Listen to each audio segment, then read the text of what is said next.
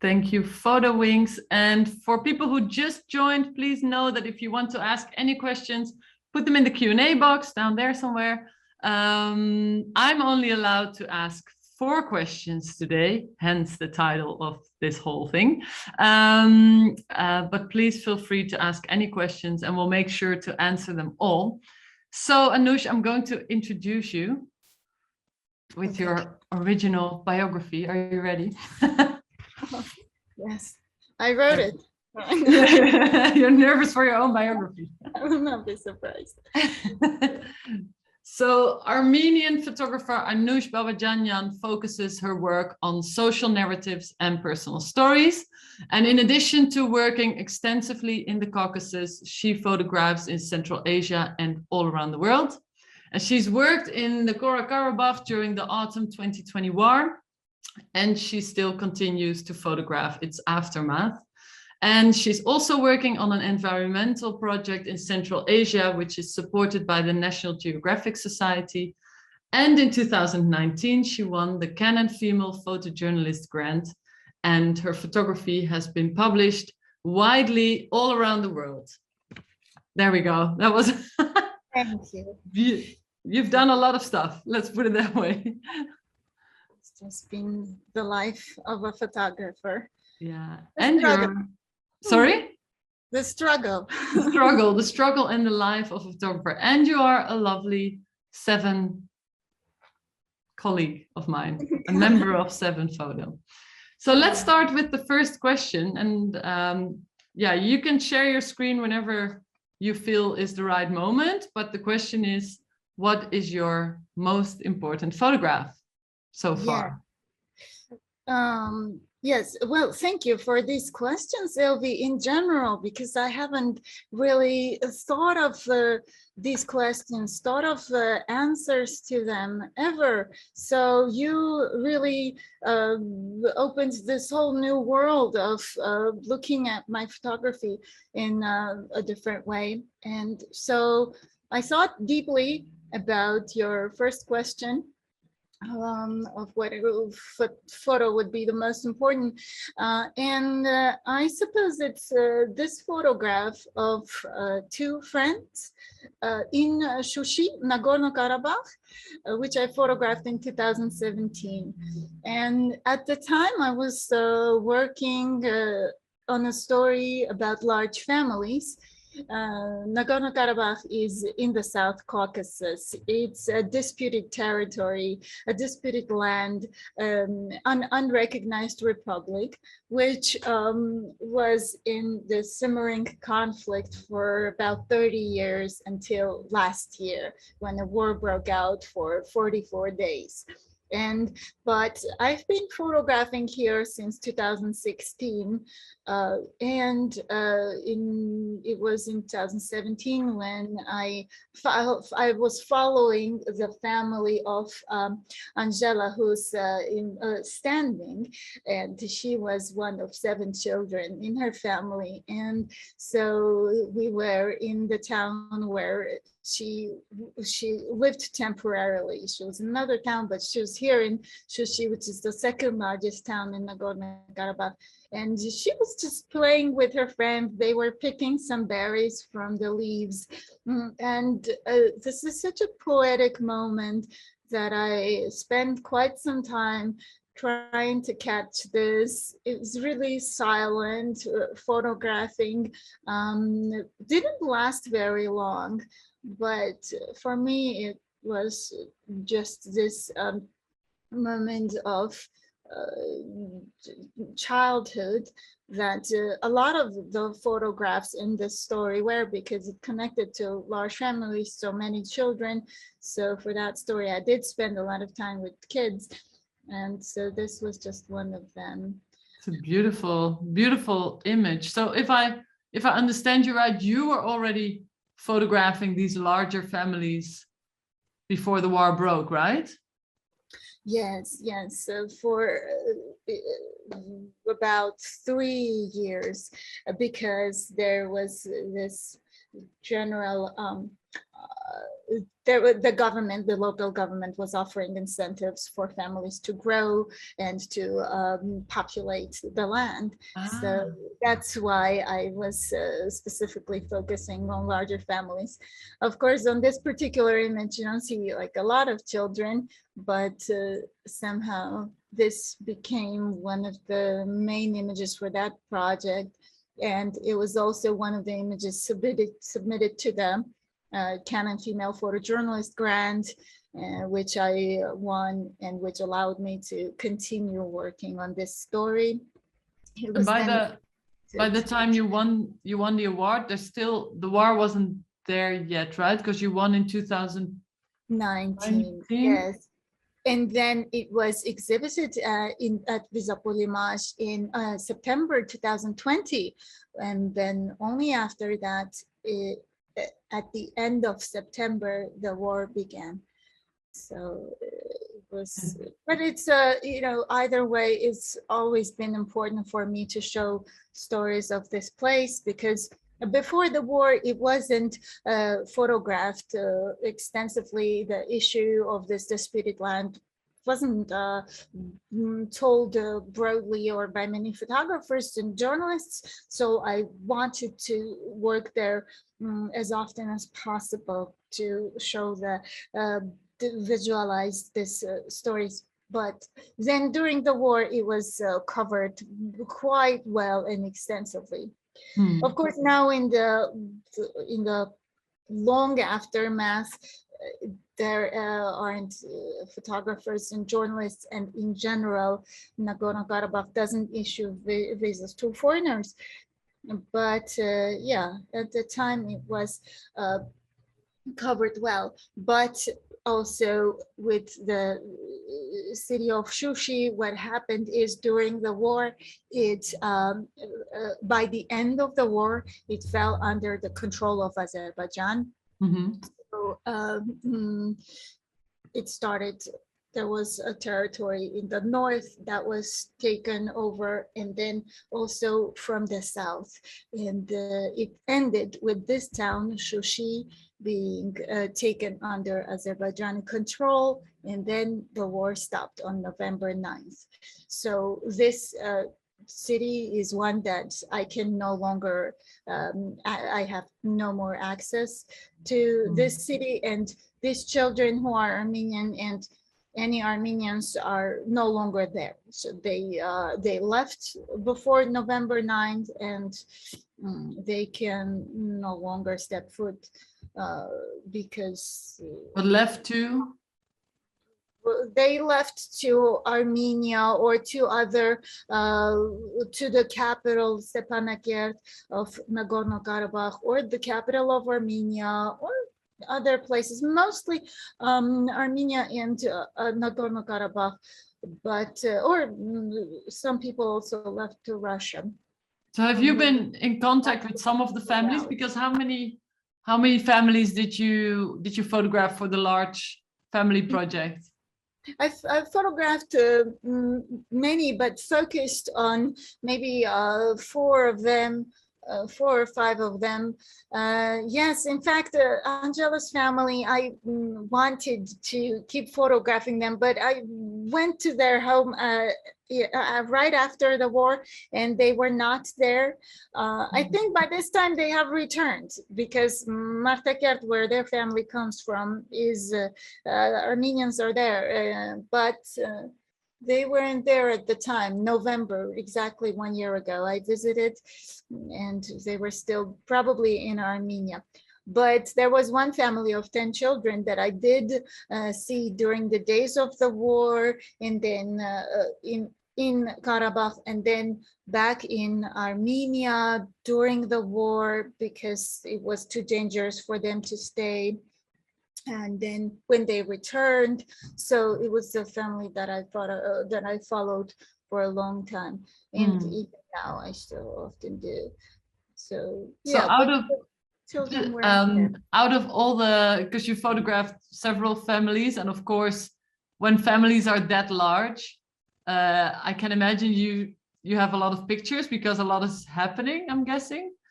So how did you specifically pick this image out of all, I mean, all the families, all the different images?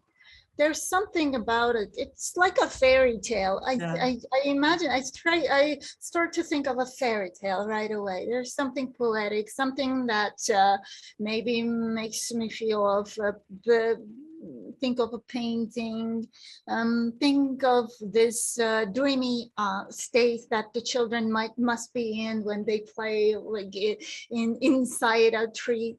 So that's why it definitely makes me very emotional. And in fact, having worked there in Nagorno-Karabakh, which we Armenians also called Artsakh, it's the it's known to us as Artsakh, this land. So having worked there for the last 5 years, I decided to also put together a book which will include this story of large families, other images of everyday life that I've photographed over the years. The war in 2020, where it lasted a bit over a month, but I spent there about a week in total during those days.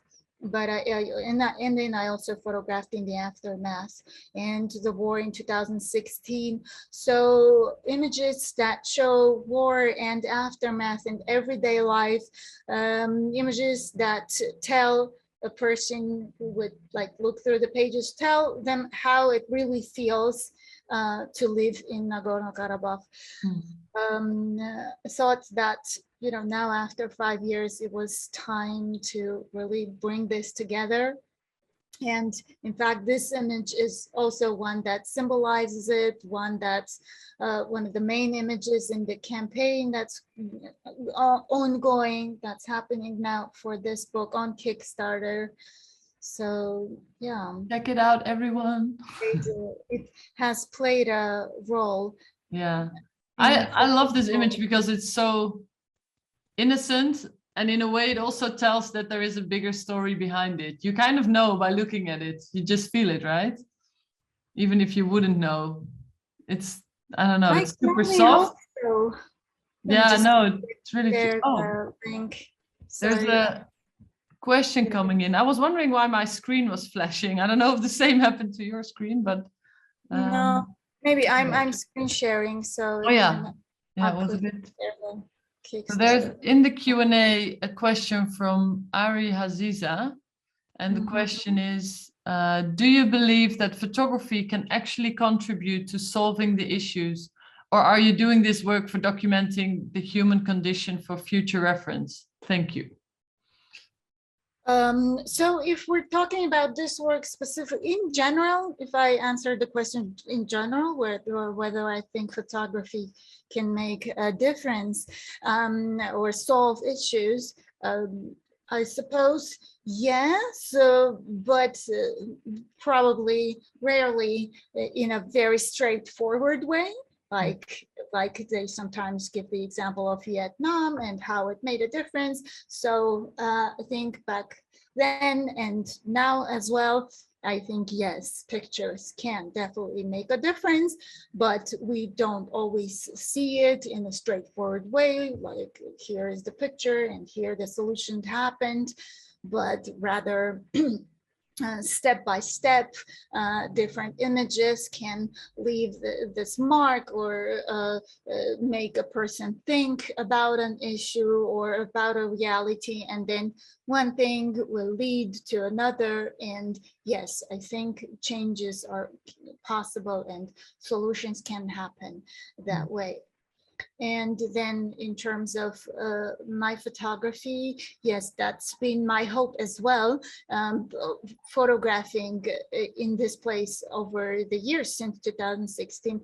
I have to be honest, I am a journalist, that's true, but I'm also an Armenian person who has the ability to document something that is going on and something that myself and my people are going through. And so I shouldn't say of course, but I made the choice to do it. And so raising awareness about Nagorno-Karabakh and its issues has been one of my missions as a photographer. I can't not state that. And so I do hope that my photographs make a difference, help. I can't say, of course, that they can make a big difference, but they can tell the story of ordinary people, really, for me, it's been one of the ways to really show people who are not Armenian how it feels for a person to live in Nagorno-Karabakh, particularly for Armenians, how it is for them to be here. Because the reality here is living in a constant fear of conflict and uncertainty, especially now. So yes, and at the same time, so yeah, and coming to the second part of the question, yes, it's also a visual document. I also want to create this body of work that can stay as a document for the future as well. And in fact, the book has that particular purpose, so that the images are not just somewhere in my archives or where, you know, on the Instagram, or where will they be? It's I think proper and logical development of this long-term project of 5 years to come together in a way that allows them to really become a document in the book. And when is the book coming out? The release is planned for September 2022. So now I've already started to work and develop the concept, and I really begin in December once the campaign is over. So throughout the months I will work on it, and September 2022 is the release. Beautiful. And I see you just shared the link, so people, everyone, check it out in the chat, right? Not in the Q&A, in the chat. Yes, it's in the chat. So shall we move to an even more difficult question? Or is there anyone who wants to add? Because I would love to talk more about this picture, and I also have more questions, but I'm not allowed. I can ask 4 questions. I think I've already asked about 6 or 7. But if anyone wants to ask anything, let's just see and wait if anyone wants to ask anything about this particular question. And otherwise, we're going to move to the next one. No. Okay. Okay. Yeah, let's go to the next question. You already know what the question is. I think everyone who's watching and who's been here before probably also knows. But what is your biggest photo failure? And I don't really like the word failure. Let's rephrase that. Like, which image didn't turn out the way you wanted or thought it would, or which story wasn't exactly what you thought it would be? Yeah, so, well, the answer to that question was even more difficult, I guess, nothing surprising, but because I didn't have just one answer. You know, there are many occasions when we don't get the picture that we imagine we would. And some, for me, would turn out, some of the cases that I consider failure would rather be not so much in the picture itself, but rather in miscommunicating, or when something didn't happen with me on a personal level with the people who I hoped to photograph. Now that's a real sad moment when that happens. While when a picture doesn't turn out the way I would imagine it to be, that's a little more, doable. Yes, Maggie, I'm going to show the photo. I'm just blabbering about what I prefer to I be. actually like it. I like it. The suspense was building, but I think Maggie couldn't. Couldn't take it. Couldn't wait. I totally understand. I wanted to point out what exactly failure means to me. And yeah, failure on a on a human level is really failure. Failure on a visual level it's our job. Sometimes it turns out, sometimes it doesn't. Very true. Well said. Yeah, and this image, it was taken on the way towards my failure, about which as I was climbing towards it, because I was really climbing in Tajikistan last, well, actually, was it this year? It was this year, this summer. I traveled to Tajikistan to continue working on my story in Central Asia, which is related, I won't go into too many details, but it's related to environment and water. And so one of my purposes for this particular climb and trip along these mountains was along the river called Zarafshan, was to reach the glacier called Zarafshan, where the river was originating. And so it was like this, what they sometimes call the climbing the mountain syndrome, where you have a great story to tell about how you've climbed the mountain, right, to take the photo, and it was, and then your photo was kind of like, so on the way it was really difficult, a lot of rivers to cross and rain, and we got tired, and we were climbing towards this glacier for about 2 days, and so my hope was to see something interesting. And so we get to the top and I see the glacier, and it's not white as I imagined. In my head, in my imagination, glaciers are ice and glaciers are white, but apparently some glaciers aren't. Some glaciers can be mixed with dirt, as it was the case with this glacier.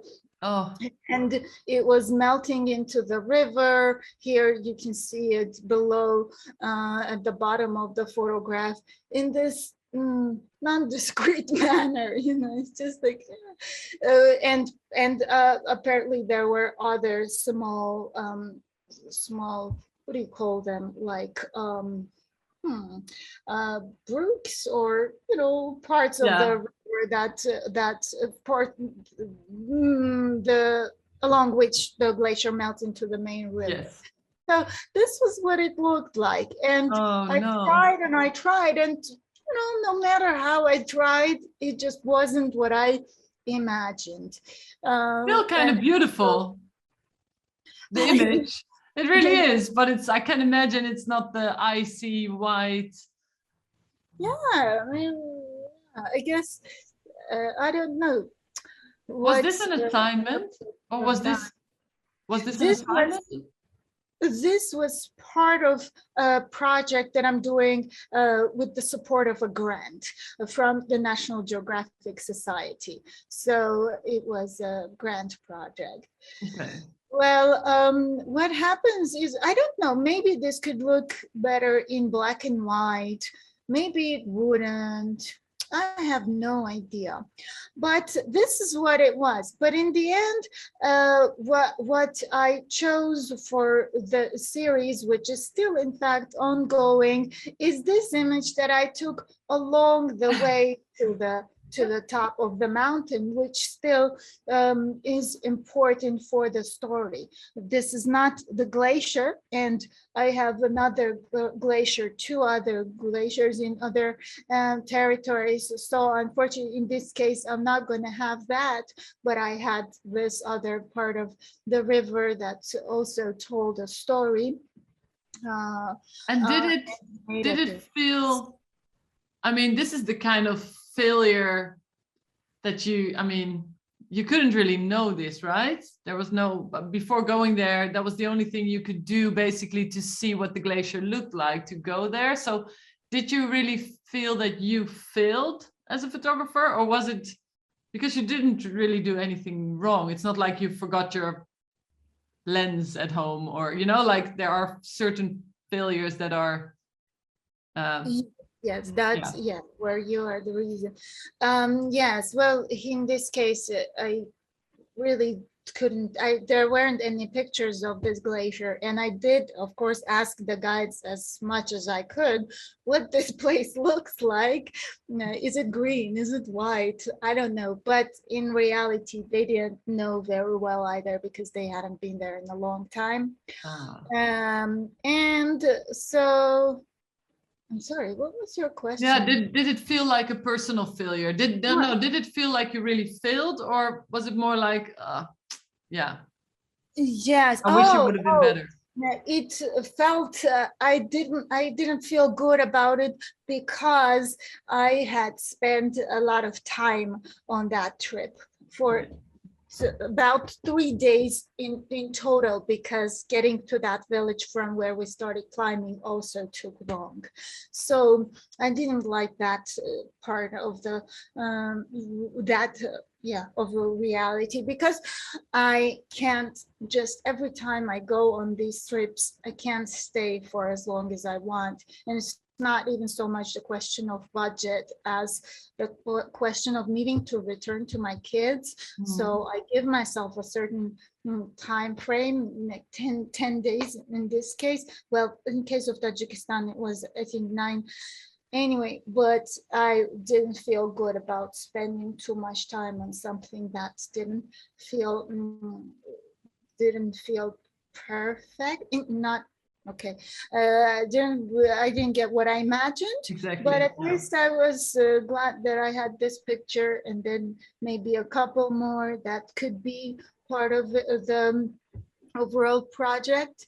But as it's ongoing, and I still don't know what will happen in the end. But the trip itself wasn't hopeless. It's okay. That's why I showed this image as well. And it taught me a lot as well, of course. You what? And then of course it taught me a lot in the what did it teach you? It taught me to actually appreciate this climbing the mountain process. It taught me to appreciate our experience. It taught me that the end result does not need to be the only thing you care for. That, okay, yes, speaking with editors or mentors, yes, you should not use your experience as a justification to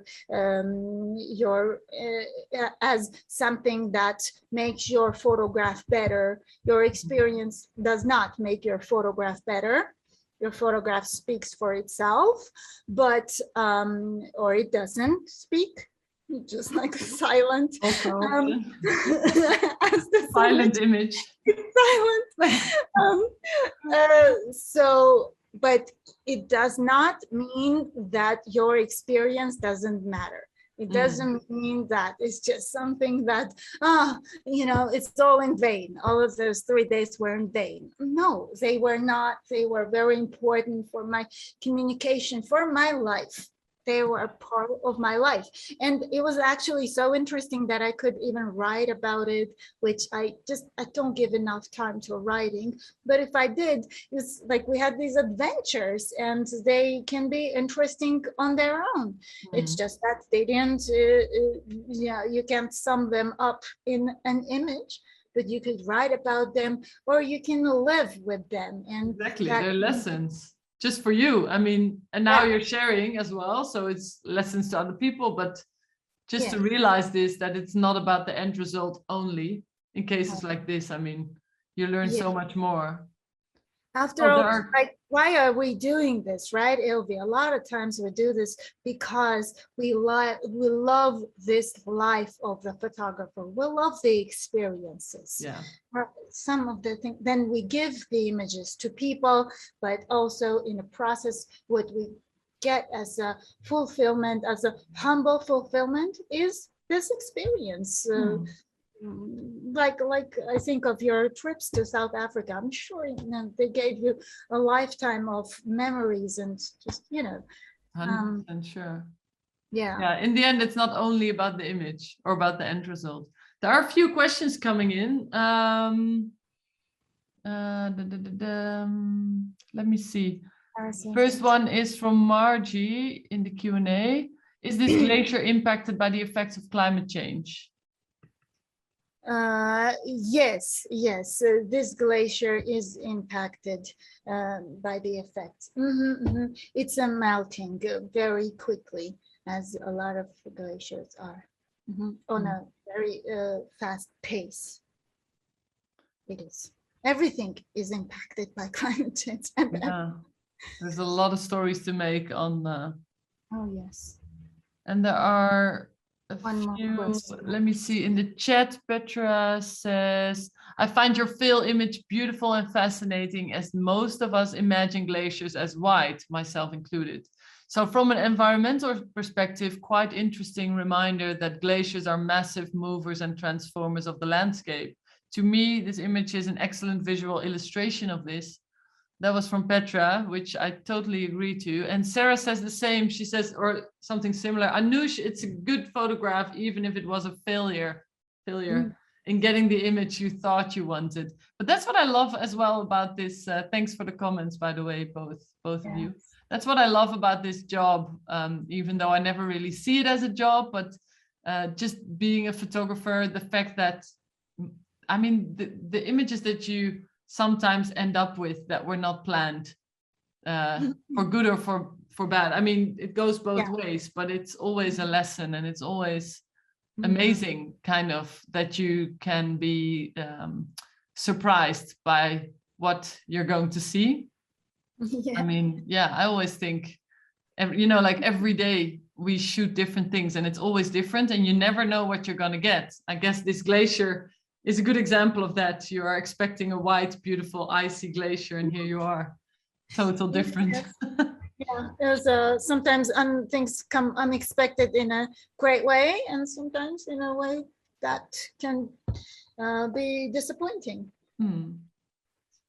There are two more questions in the Q&A, but one kind of is from Simona and goes back to your previous, but we are going to answer it because I think she was typing when I said, let's wait a minute, and then we were too quick to move on. She says, "Hi, Anush and Ilvy. My question is, how do you find your way to photographing the families and their homes? Do you think it is easier as you are Armenian?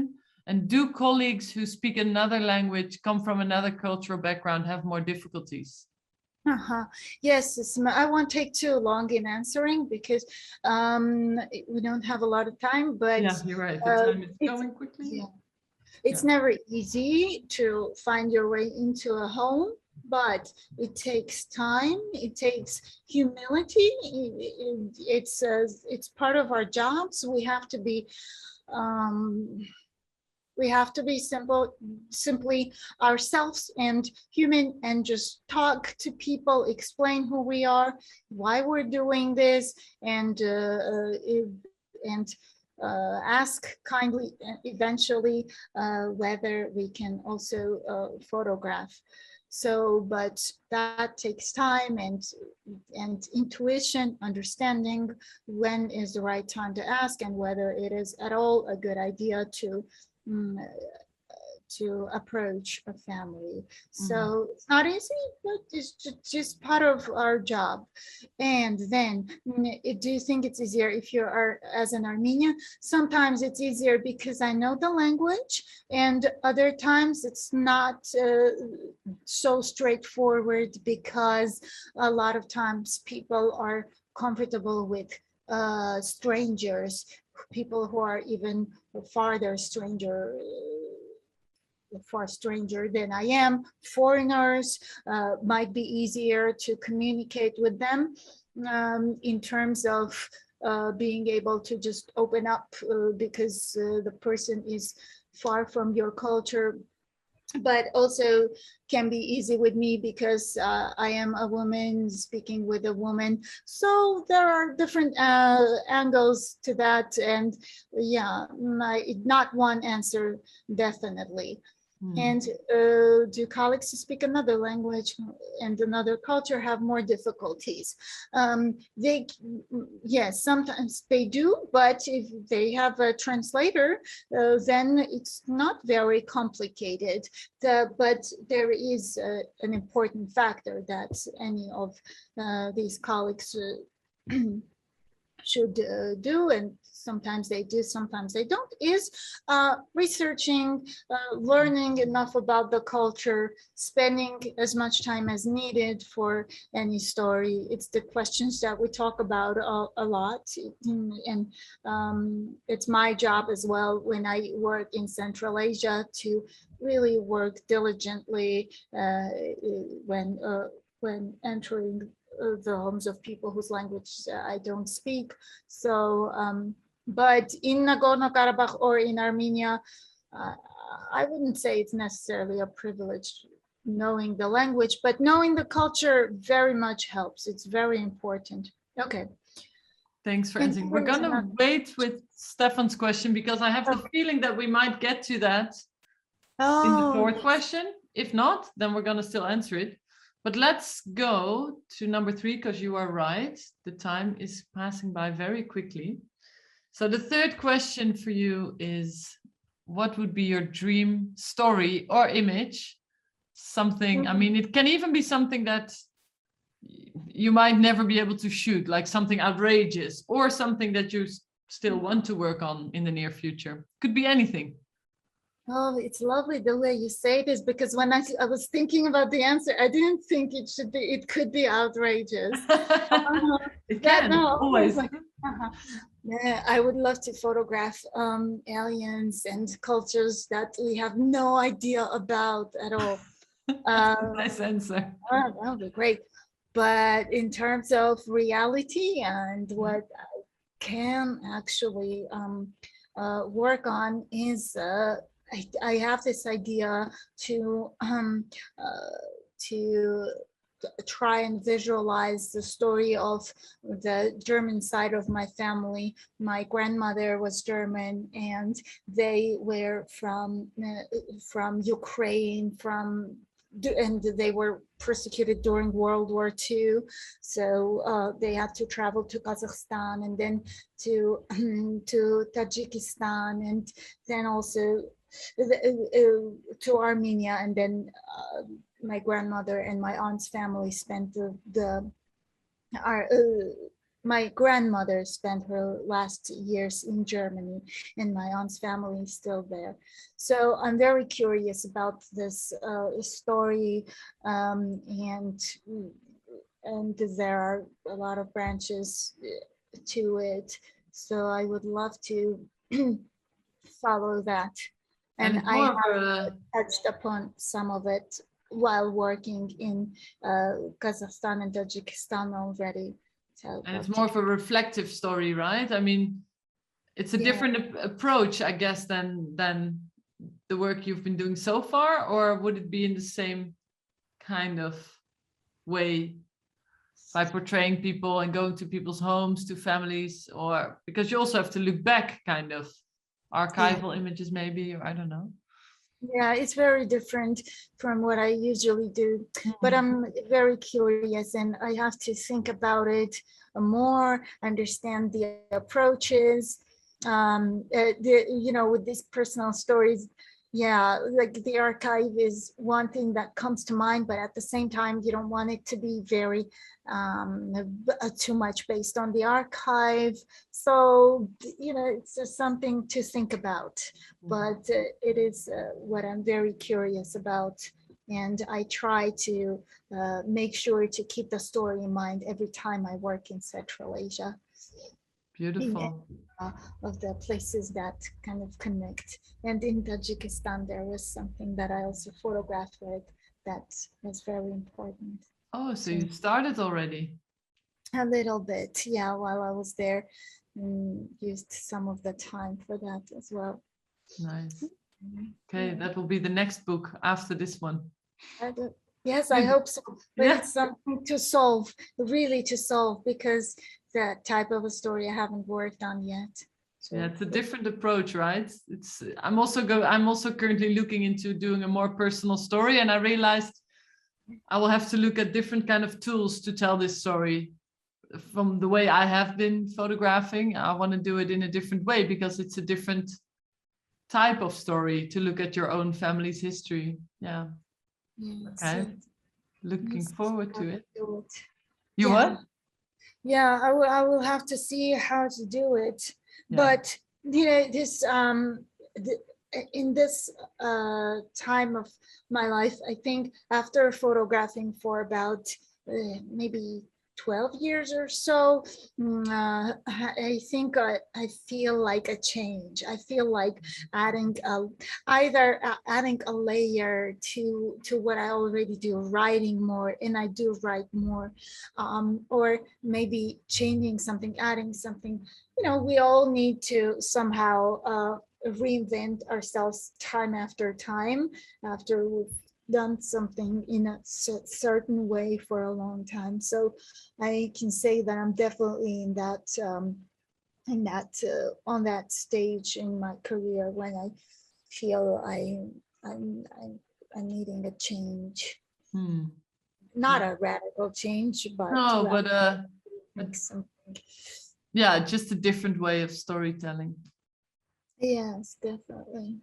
Okay, Anush, we're on to the last question, which is actually my favorite one. I'm not sure if I'm allowed to say that, but what would be your advice to your younger self as a photographer or as a person?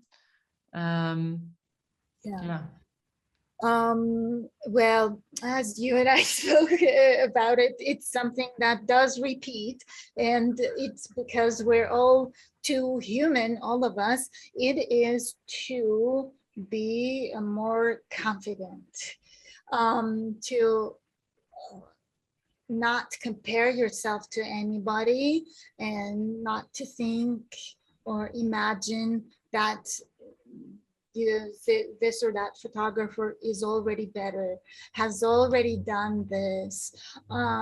So who are you to do this? Not to think that you're not worthy of approaching this particular person or editor. Basically, being confident is what sums it up. But at the same time, I wouldn't say, that I should be overly confident, because that can really take you in some situations where you can make mistakes, where you can be a person who you would later regret, like not having enough humility on the ground when photographing. If you're overly confident about something, like here I am, the photographer who I imagine myself to be, breaking those barriers, entering those homes, that we have to really try and think well about what we do, think deeply, and be on this, try to play a smart game, not to be too, not to put ourselves down too much, and not to take ourselves up wherever too high. We have to understand who we are, work on our weaknesses, and really pay attention at our strengths, and not think or imagine ourselves better than we are either. What a beautiful answer. So yeah, I think a lot of people watching now will probably recognize this. I'm guessing I'm not the only one that was sitting there like, yeah. Yeah, it's so true. I still do that. I could give that advice to myself now. Yes, yeah, me too. I'm guessing that also answers Stefan's question about the most important advice for young documentary photographers. Yes, it definitely is. This matter of confidence, but not overly high confidence, is important. But because if you give yourselves some of it, you will eventually have this step on which you can put yourself, and then another step, and then another step, and you will create this foundation on which you're standing, and on which you are also which is then your not your confidence, but which is you as a photographer. And then at the same time, and all along, for young documentary photographers, and not only amateur but professional, for all of us, we should always keep in mind the important matter of humility, which is and should go hand in hand with confidence. So if we could sort of keep that balance, I think things can go well. But sometimes we either are on this side of things or on that side of things, and that doesn't turn out helpful. No, it's great to be in the middle of all of that, but not easy. I mean, I guess it's all about knowing yourself and knowing what you want and what you're capable of, not being arrogant, but being confident enough to also push yourself forward, and not just like stop working because you're afraid to whatever pitch projects, or you're afraid that a colleague is doing better than you. I mean, that's a very common one that you mentioned, I feel. Yeah. And then you don't start a project. Yeah. No, it's beautiful. Thanks so much, Anush. There's a question coming in from Ari. I haven't read it yet. So how do you find the balance between doing a personal story that may be of interest to you and family and linking it to the broader public? Ooh, what a great question. It is as if you're reading a book, right? Or a story. So a lot of stories that are written and in fact photographed too connect to people on a very human level. They're just stories of people. And so the way would be probably to photograph it in a way and to tell it in a way that that connects with people on that in that field, sort of in that area of your being, of your brain, where you're just human, living your everyday life, having your problems and issues.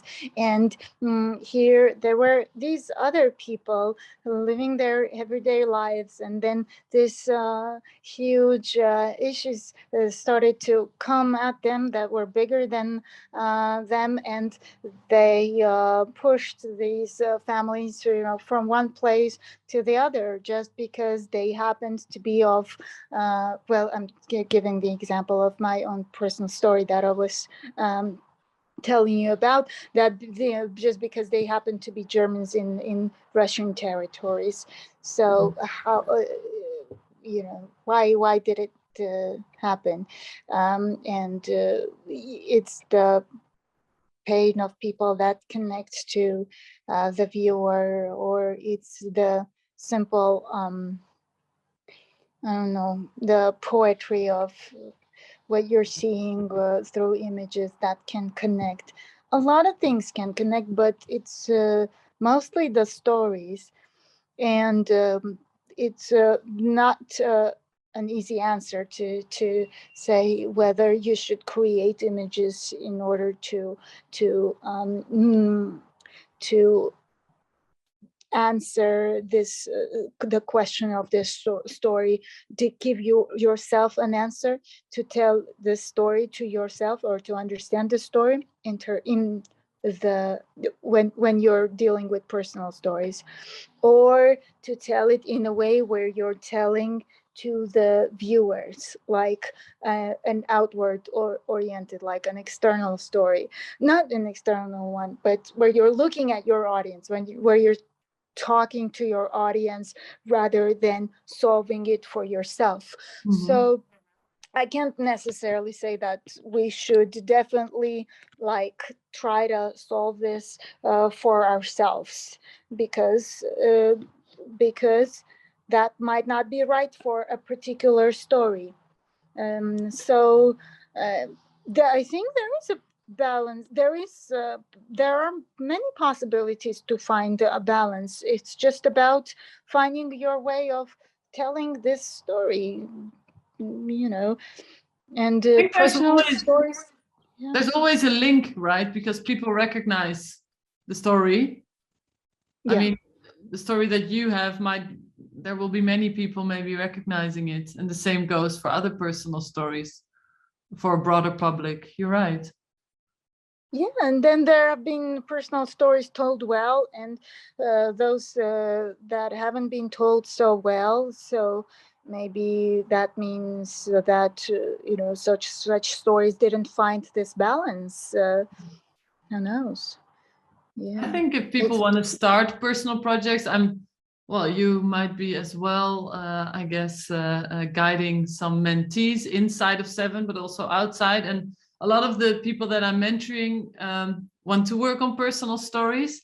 And many of them are nervous to kind of show it to the outside world because they feel their story is not important enough to other people. And I always think, well, just make it, and then the people that are interested, they will find you. I mean, there's always common ground to be found. And I think as well, personal subjects or personal stories, many of the times are about bigger subjects like World War II or insecurity, and I mean, could be any subject. And I think that broader subject is the subject that's of interest to a broader public, I guess. Yeah. Yes. That, you can definitely create that connection as well. And then I think for this balance to exist, a lot of times, even more in the case of personal stories than in our other type of storytelling, we have to be honest. The photographer really has to be honest in this case. And by honest, I mean in general, in the work, while she works, while he works, in this process, if they are honestly thinking about the viewer while creating this, if they're maybe in conversation with the viewer, in communication, maybe it's some kind of a Instagram project where they, post and the comments make a difference for their project, whatever it is. So thinking about the viewer is not a bad thing, is what I'm trying to say. Most importantly, this honesty is what really matters in this case. That way, in the end, you will know that you have done this to the best of your ability. You have told it the way you honestly wanted, and whatever happened with it, you're just going to have to live with it. And of course, well, work hard on it, not to rush it, to let it out into the world too soon. That is a good advice. That is such a good advice to any photographer. Don't rush it. Don't push it out too soon. There's one last comment, and then we have to round it up because we're going over time. Okay. It's from Margie. I think it's a comment, not a question. In a world of refugees, there's common ground for all of us, I think. Oh yeah, it is a comment. Yeah, totally agree. Yes. Sadly, but true. Anush, thanks so much for being part of this, and being so vulnerable and having such lovely and smart answers. I knew that was going to happen, but it was lovely having you. And I don't know if you're seeing it, but there's a lot of love as well in the comments. I can see the messages. Thank you, everyone. Thank you. And I'm sorry for the little break off, but thank you. Thank you, please everyone. Check out the Kickstarter that Anush has. The link is in, if you scroll up in the chat, you'll find it, for her book, A Troubled Home. So scroll up. Yes. Thank you for that, Ilvy. And I can see everyone's messages. Thank you. Thanks, everyone. Yeah, thank you. And thank you, Ilvy, for inviting me to this chat. It was really good. It was lovely.